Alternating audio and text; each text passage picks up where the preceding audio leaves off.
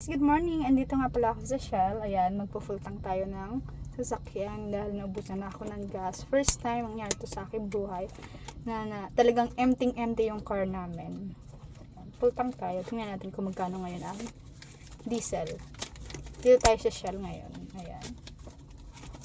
Nagbabayad tayo ng wala akong card kasi nga first time ko dito magpagas sa Shell.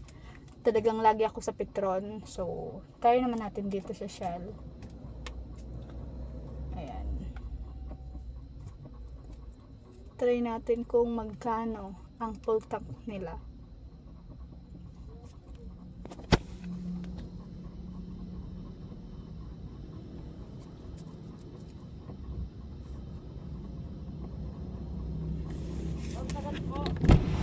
Sagad? Oo.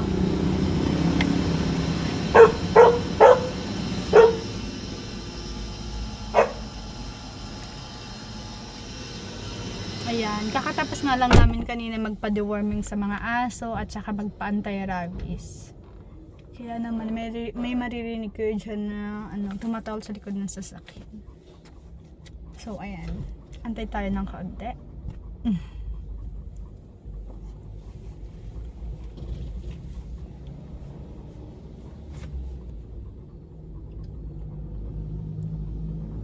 Ayan, tapos na. Magkano? 4 to 39 po. Ayan, nasa 4 to 99 daw. 1, 2, 3, 4, 5. Tayo tayo ng 5.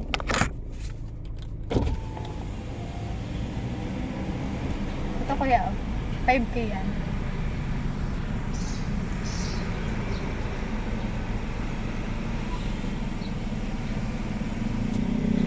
Ayan, full tank na nga yung sasakyan ko eh. Ayun. Antay lang tayo ng sukli tsaka resibo kasi 5,000 yung binigay ko.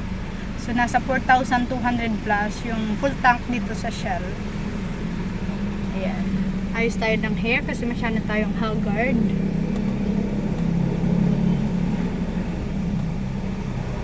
Paborito ko talaga tong hat ko kasi regalo to sa akin eh. Lagi ko yung ginagamit.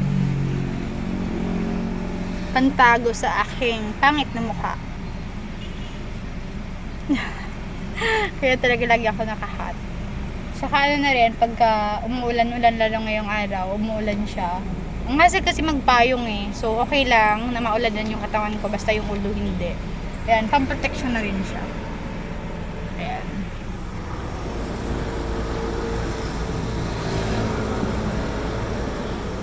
So dito sa sa Shell, may dalawang klase sila ng diesel. Meron silang diesel B-Power at meron din silang diesel fuel save. Yan. Makikita nyo. So ang ginamit ko ay diesel B-Power. Gusto ko lang matry para kasi itong sasakyan namin diesel talaga siya.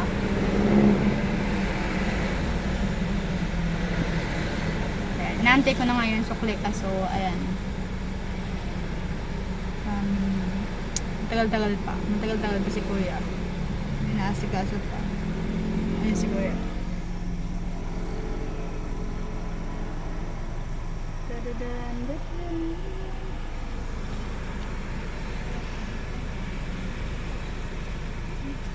Mapaperma po muna. Thank you, Philip. Thank you po. Mapaperma. Sige lang. Dalawa. Si Saro lang po, pipirmahan lang po. Ay naman.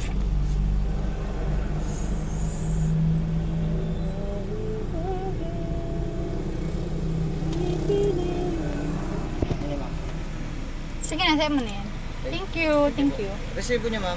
Asan na yung resibo ko? Thank you.